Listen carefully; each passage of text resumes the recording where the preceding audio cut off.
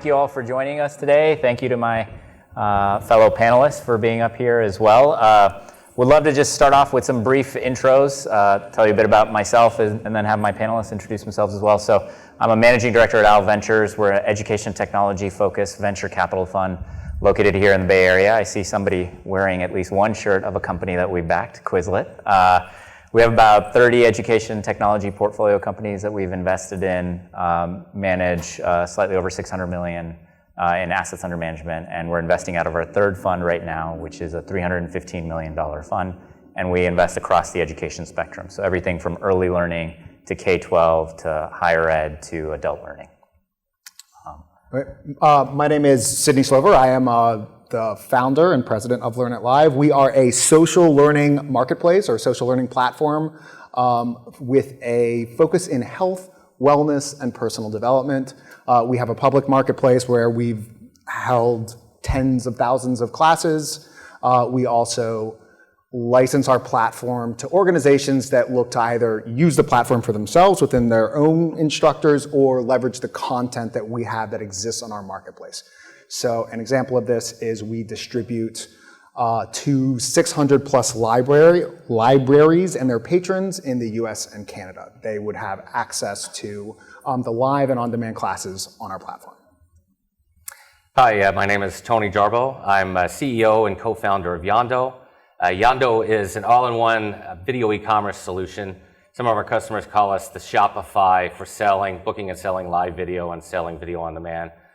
We're an all-in-one solution, which means we provide, our customers can use our solution on their website with their branding and sell live one-to-one sessions, live group classes, live webinars, and also video on demand through monthly subscriptions, pay-per-view rentals through this whole e-commerce solution. Our customers range from single entrepreneurs doing fitness classes and teaching language classes, all the way up to enterprise customers, including Entrepreneur.com. We power their expert marketplace and other types of integrations within corporations. Great. Well, I'm excited to learn more about both of your companies, but before digging in a little bit more there, kind of wanted to start with something a little bit broad, and especially when you're talking about education and technology. One of the trends that kind of has happened in education technology is the first version of whatever is the ed tech version tends to be just taking the analog and bring it online. So kind of, if you think about the early days of ed tech, it was just, hey, let's take books and put them online. So it was PDFs of books that were online, right?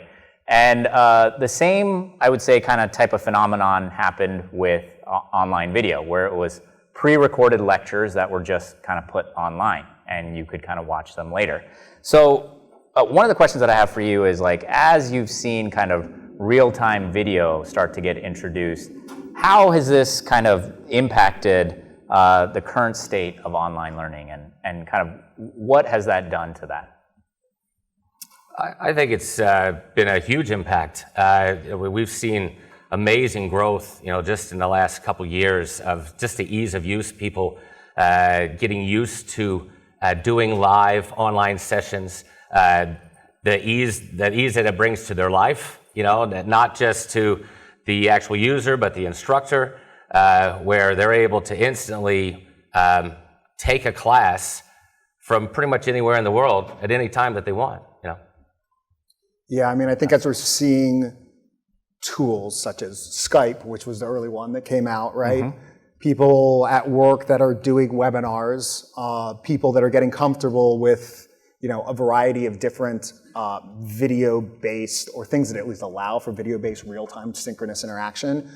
They're getting more and more comfortable and open to doing more of these sessions. And I think that this is kind of going broadly into like the future of this, but a lot of this is like, just people's comfort level of doing, and as well, people aging into it, okay. Right? It's like younger people are more comfortable interacting in a certain way, and I think at a certain point it's gonna, you're going to move past where people look at the old stuff, the old college lectures that were recorded, and be like, why, why does this exist? This is like, something that should have been banned in the 2000s. And, it's all going to move towards that way because that's what people are expecting more and more.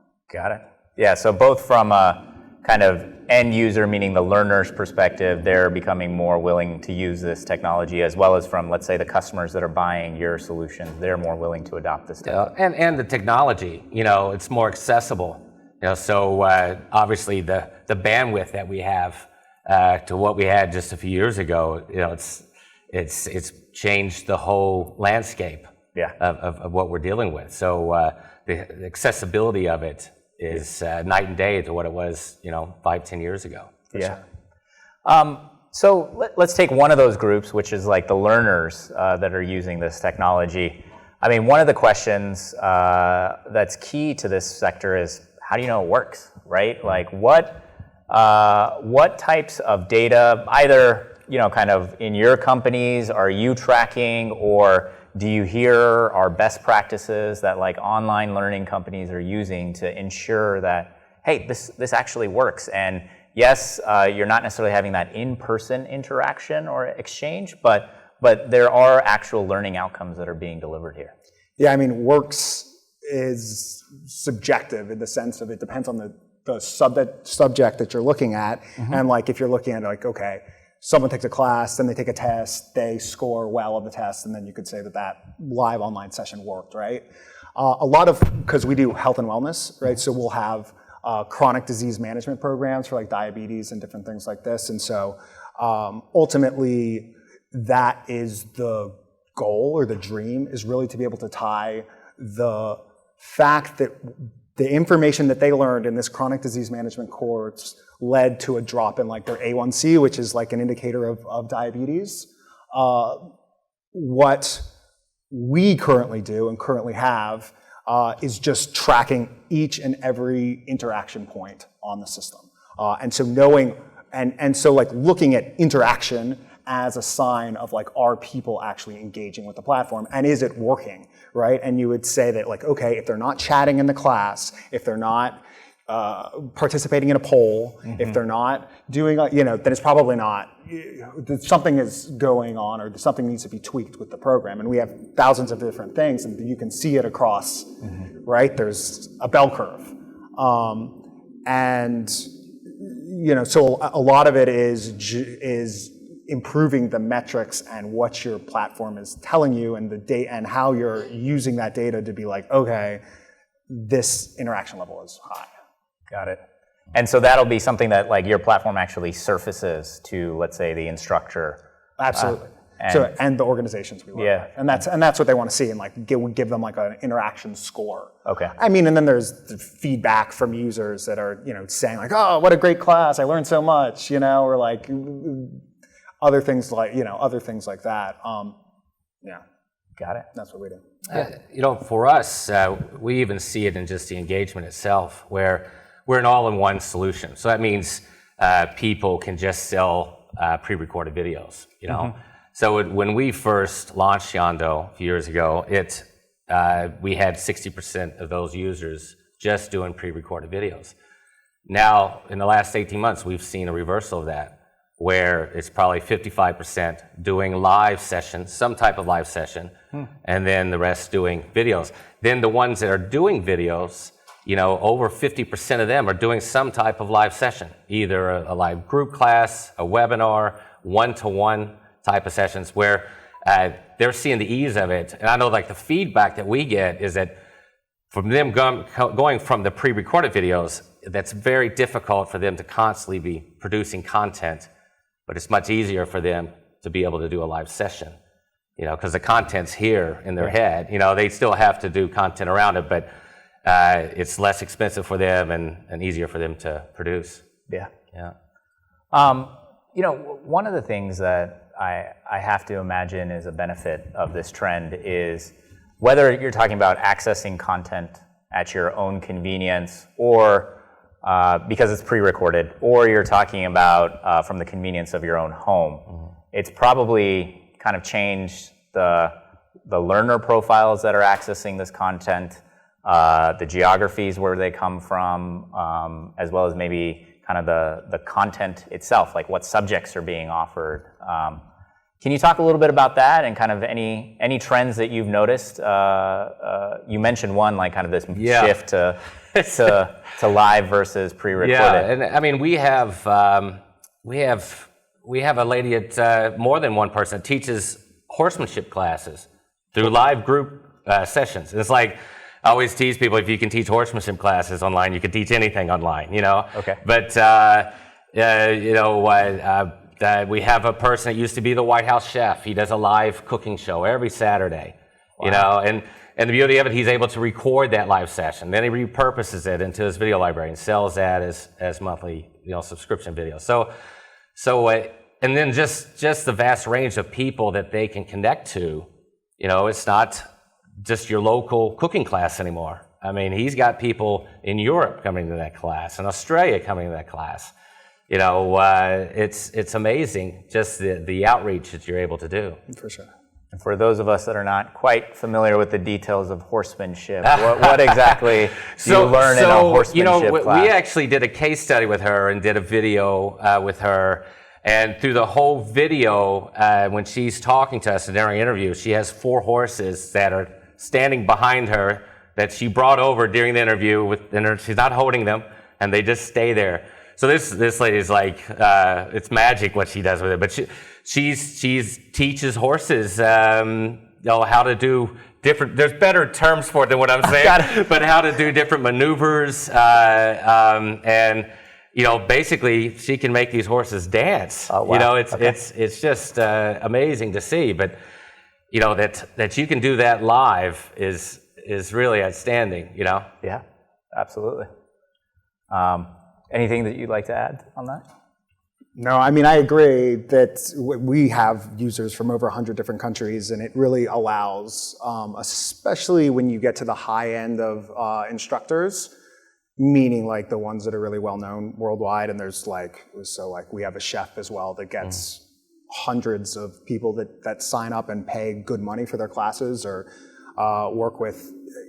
I mean, that's really to allow them to reach their audience that lives in, we've had users from Iran. I don't know how they got on, but Cuba and different places like that have signed up and participated in classes. And it allows, these people to, a lot of it is to reach and interact with their audience, and a lot of it is also to monetize it, right? Because ultimately, if you're just on your Facebook friend and or whatever, it's really difficult for them to leverage that to enhance their business financially. Yeah. I'd like to pick up on 2 trends that both of you mentioned in your answers. So one is the internationalization of this learning, right? So if you look at kind of the funding that happened in 2018 in the edtech space, 4 international companies in 2018 raised more money than all of US edtech did, which is a fascinating stat and tells you that there's a significant amount of investment that's happening internationally. That includes the Coursera $200 million raise or whatever? That includes, really? Yeah. So it was 3 Chinese edtech companies and 1 India-based edtech company. And so, that would lead you to believe that kind of significant innovation is happening internationally in the space as well as within the United States. So, I know you have teams that are located internationally. You have users that are obviously located internationally. What are some of the innovations that you're noticing internationally that are happening in this space? I mean, I think that statistic makes sense, right? That there are companies raising that amount of money, especially in China and India, because you're going to... So just a quick note, I was in the Peace Corps in Nepal and Honduras, and that is where the idea to start this company came from. It was working in small villages and groups and seeing the rise of this type of technology. And at that time, it was just Skype, but seeing the emergence of it, and then looking around at the teachers that were available locally and being there is going to be a demand for some high quality English or other tutors from other places. And I think that those companies that you're referring to, that's what they do, right? Yeah. Tutoring, English language stuff. Absolutely. Yeah. And I mean, that's the first one. It's a no-brainer, and there's huge markets there, right? And so you can, especially if you're looking at group classes, we can get, let's say, 600 people in a class at one time. You make that the cost efficiency of having a high-quality tutor or a high-quality English teacher, be able to teach and interact with a large group of students at cost effective. It's going to be huge. Yeah. I mean, it clearly already is huge, but it's going to be everyone. I mean, I think the big question is that going to happen in the U.S.? Yeah. Because you do have more local options for stuff, and you have tutoring companies here in the U.S. But I think that there are different options. Anyway, I'll stop talking. But that's the big question: is are you going to see mass adoption here, like you will see in those internationally? No, that makes a lot of sense. And I think or how to do it, right? Yeah. How to make that mass adoption happen? Yeah, exactly. I think that's another question. Any thoughts on this? Yeah, one? just to add to what Sidney was saying, the market is huge there, but the infrastructure is finally there, Right. Yeah. And everything's on the mobile. If you go to certain countries in Asia, everything's on mobile, So now that you're able to do all these live sessions on the mobile, it changes the game, Yeah. So it's exciting times, especially in those areas. Yeah. Well, I mentioned two themes that you had said in your previous answer. So one was internationalization, and the second was, a lot of the examples that you're listing tended to be outside of traditional academic institutions. So I'm curious, kind of from your perspective, how have traditional academic institutions kind of interacted in this space? Who's leading the way? Like, what are you noticing kind of when it comes to colleges and universities, for example, embracing online learning and real-time online learning? And we're not talking like University of Phoenix type stuff. Whatever you would like to, yeah. I mean, so like Coursera has those, it costs what, like, I know I went to Emory, so Emory does courses for Coursera. And I know it costs them $50,000 to $80,000 per course to produce and to do it. And I think that makes sense. So like in that way, they're filming their lectures and and I think they've added some interaction into the classes to a certain extent. But doing big initiatives, like looking at more traditional non-native e-learning companies, you're working with Entrepreneur, which is now just adopting. We work with one of the largest hospital systems in the Midwest called Allina Health, and they are definitely a healthcare system that is very risk averse. And it's just really the idea of like, okay, we can use this platform and reach so many more people across the Midwest, the state of Minnesota, and whatever. It's a no-brainer, but it's still maybe it's happening more. It's still slow, right? I mean, it's still not an easy sell, especially with hospital systems. Yeah, I would imagine, especially being from the risk-averse perspective. So yeah. But going to traditional universities, so one of our advisors is a director and a professor at USC. And I know just by speaking with him, he loves doing the online courses, especially in the summertime. Him and all the other professors, they're still able to travel, able to do speaking engagements, but then still, do these classes. And they've gotten used to it now, where I think before it was a little scary for them, but now they've gotten used to it and they love it because it gives them freedom. Yeah, absolutely. Yeah. No, that makes a lot of sense. And I think, two stats to kind of put out there when it comes to like cost reduction associated with like kind of online learning, right? So one is, kind of, I believe it's Udacity that has a partnership with Georgia Tech, and they offer a master's in computer science, and the entire master's in computer science costs $7,000, I believe, last time I checked. folks can check whether that's still the price point or not. Not per year, not per semester, that's for the entire master's, right?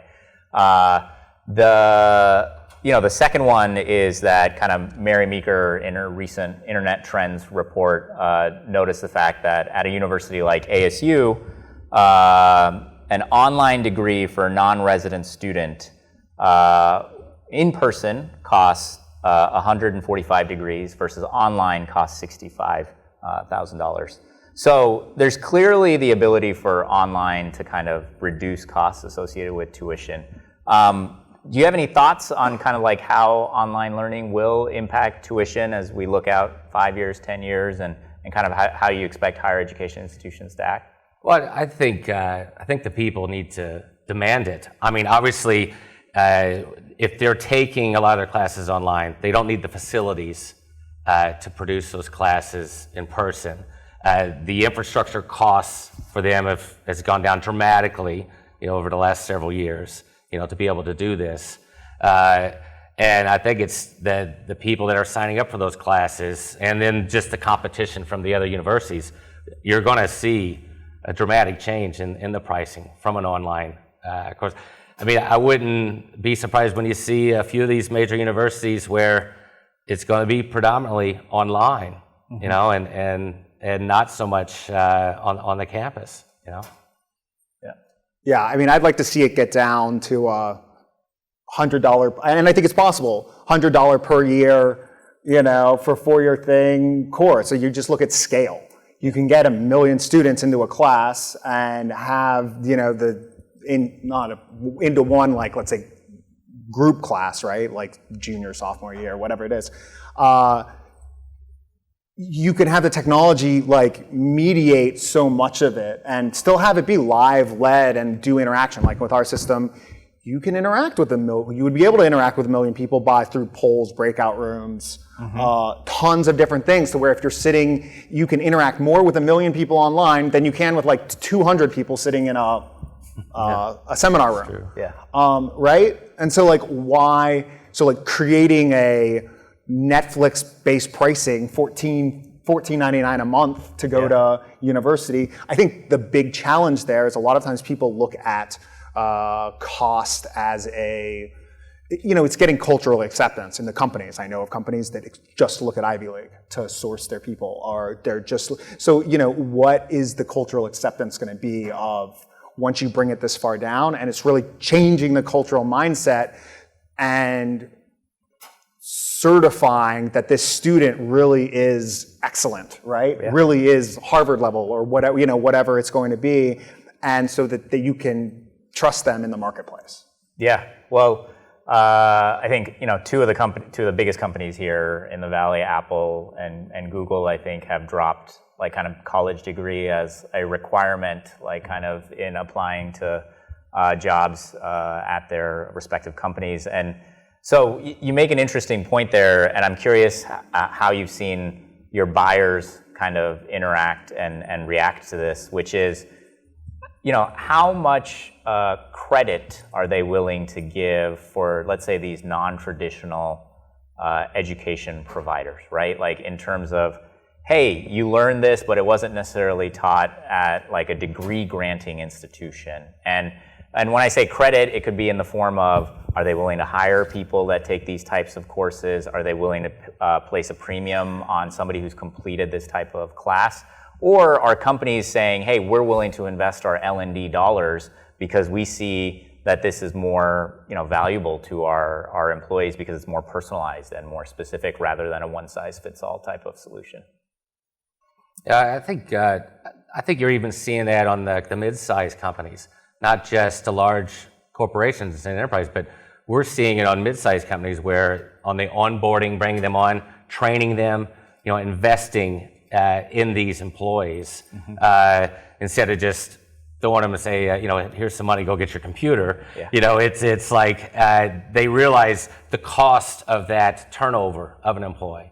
And so and I know even for us, hiring developers, you may bring a developer in with a master's degree, but they still don't have that practical experience, and you still have this a curve that you have to hit with them. So I personally think it's becoming less important, but the education, the learning side within the company is more important, and we're seeing dollars spent in that area. Yeah, I mean, as far as college degrees go, I think it's less stigmatized as it was in the past. I mean, I remember personally going over resumes at a previous job years ago, and it's definitely discounting a totally online, master's degree. Not totally discounting it, but be like, okay, I wouldn't have thought of it as much as, an in-person whatever. So I think it is changing some. I think ultimately it will change. I think ultimately it will. I don't think it's there yet. For what we do, CEUs, CMEs, right? Certifications for health courses and stuff like that. Things that are lower level stuff that people are just getting stuff that they need for their profession. Yes, all of that is accepted, moving online, and I think it'll totally be online in a very short period of time. Got it. And the other thing that you had said in one of your previous answers was this concept of, having, whether it's 600 students, 1,000 students in a class. I would imagine that there's some, technology limitations to kind of what can be offered right now.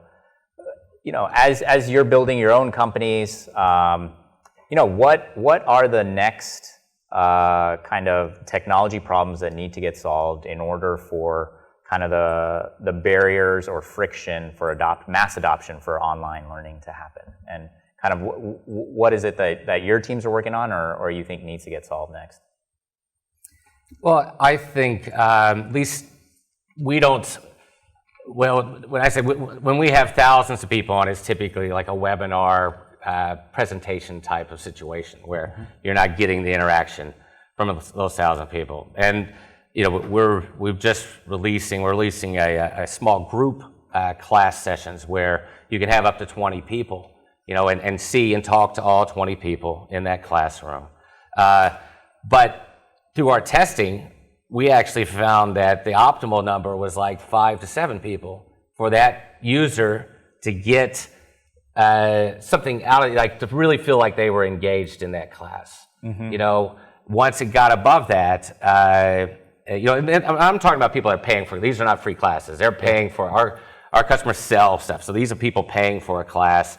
They're paying for a really close engagement. And but I think as people start learning the systems and getting used to using it, and even the technology itself through machine learning, being able to control some of the things that are happening on a live session, I think that number is going to go up quite a bit, up to the 20s and hundreds and maybe even thousands. But that's where I see us going and where we're at right now.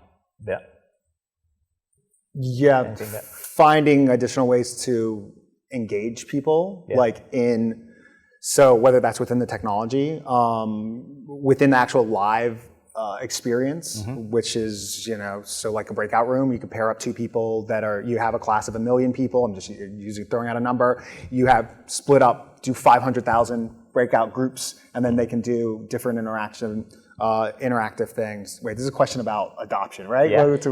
Okay. So making it more interactive, I think there's just common, as people get older and more comfortable with technology, we already talked about that, there's going to be greater adoption just naturally because they're more comfortable with it. And then really, from what we do in health, which is really tough to get people to the people that really you want to engage in these health programs, chronic disease management programs, and these extended things and learn about health information, engagement tools. And so whether that's going to be outside of the classroom, whether that's going to be a leaderboard or some sort of a learning lottery, or which meaning you give them they earn their learning chips and then maybe they can win a car or something like that. I think that's making it really like a game, but you've kind of embedded the learning that's in there. So it's fun in the classroom, fun outside the classroom.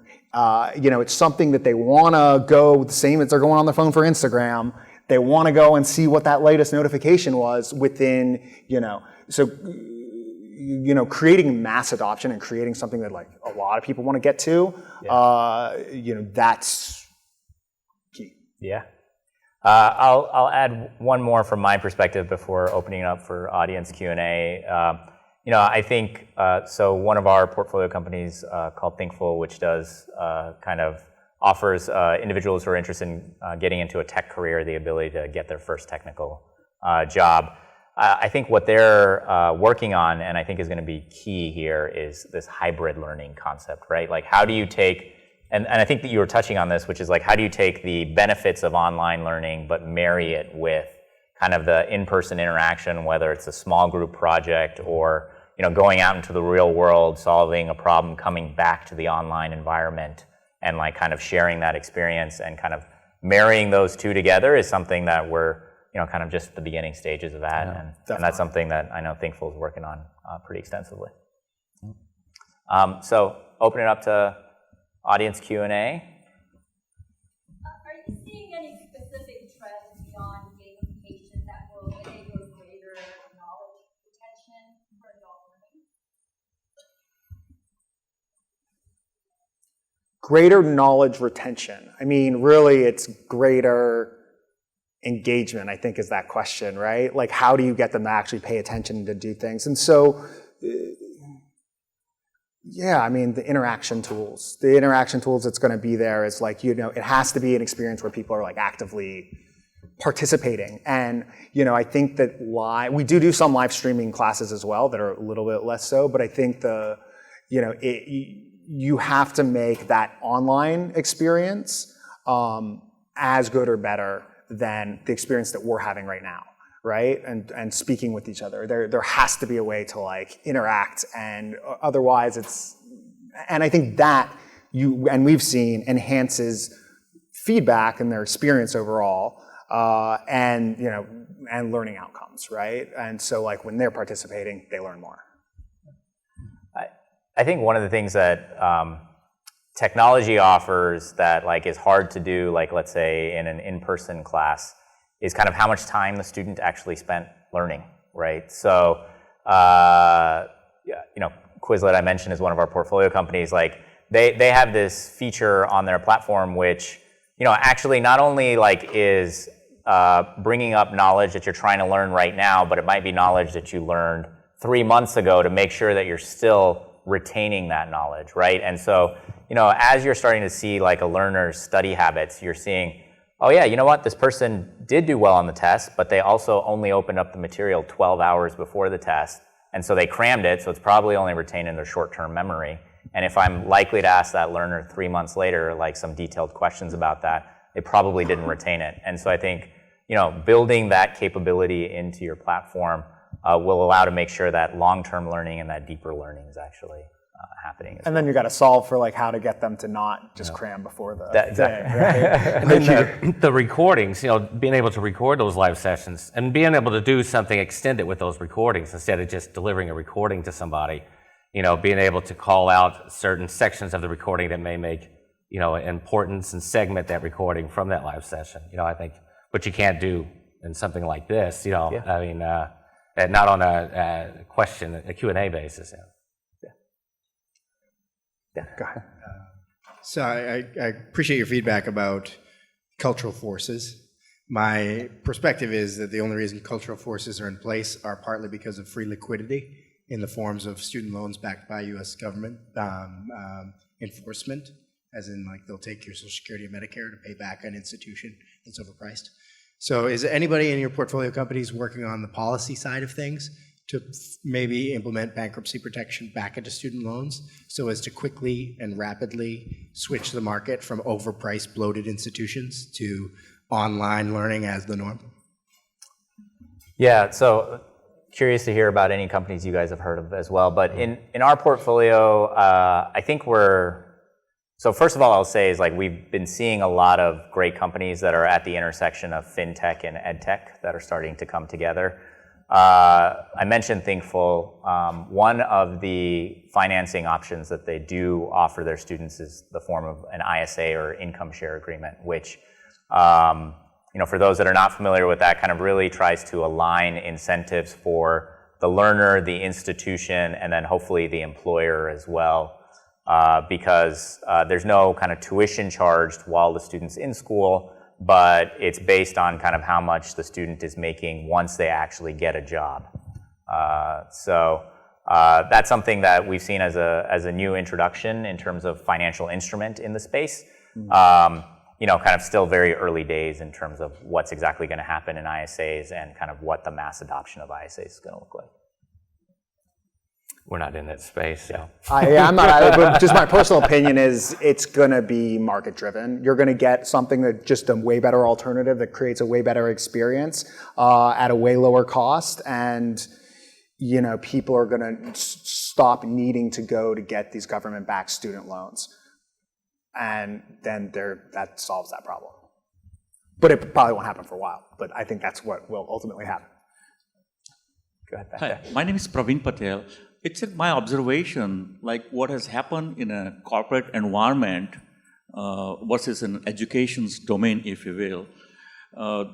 Since last 10, 15 years, there's been a lot of encouragement for the telecommuters, remote workers, and working on net and so forth, which benefits the corporate in terms of the cost of real estate and productivity and less commuting time on the road and so forth, The same thing could apply within an education's domain also, but some of the challenges and hurdles are there are existing institutions which receives hundreds of millions of dollars in terms of grants and federal, supports and whatnot, and that could be one of the reasons of not kind of accepting online scenario that is kind of, evolving or percolating at this time. That's what I think.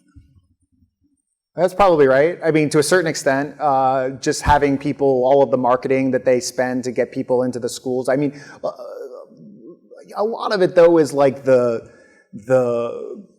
recognition by society or the appearance that going to an in-person physical campus is superior than doing online. I think if you could switch that paradigm and way of thinking and actually certify that like this online cheaper and whatever institution provides a similar experience, again, it's market driven. You're going to, and companies start to actually look and hire for students that are coming out of these programs, then you surmount some of these things and you'll totally shift how these universities look at things. One of the thought just comes also, maybe collaborating with an HR group within a corporate environment through these educational institutions, because there is a shortage of knowledge-based resources globally, Right. So we have to be kind of, in a training environment, be somewhat a little bit creative and kind of, educate the corporate environment itself, Yeah. Well, I think that's right. A huge PR effort by the e-learning college certification industry to get them in, corporates to hire them, or I think it would be hugely helpful. Yeah. Well, I know we need to wrap up shortly, so I encourage folks to ask the panelists their questions after this session. The final question that I'll ask you guys is just 5 years from now, kind of if you had to predict where online learning is going to be, where do you think it's going to be, or what innovation are you excited to see in the space? And take a longer time period if you want to say 10 years or 50 years. Yeah. Well, and we spoke about this before where everyone's talking about VR and AR, and I think we're 5 years, I think, is too short of a time frame for that to happen, where everyone's totally immersed into it. And the adoption, mainstream adoption of it. But I just see, other things happening with the technology that we already have. So being able to do analytics with, for us and our customers, they want more analytics. We're trying to adopt what we've done in the pre-recorded analytics and put that into live analytics, and using machine learning of not saying, okay, when did someone start or end a session or something like that, but how were they emotionally at a certain point of that live session, and being able to pull that information through facial recognition. That's where I see something happening in the next 5 years, things like that. Yeah, I mean, so 5 years is it's tough because I think it's you're just going to see a continual progression of what we've got now. Merging of ideas and companies to like enhance the experience and add gamification, right, and new tools that are going to like really get people to like into the experience. Further out, I really personally believe that there will be like something similar to like a Ready Player One, if you guys read the book or saw the movie, type experience further out, right? Where you will go to class and see people and talk to them and, and have a simulated physical experience through that environment. I think it's inevitable. Great. Well, thank you both for joining me up here today, and thank you all for attending this session and for your great questions.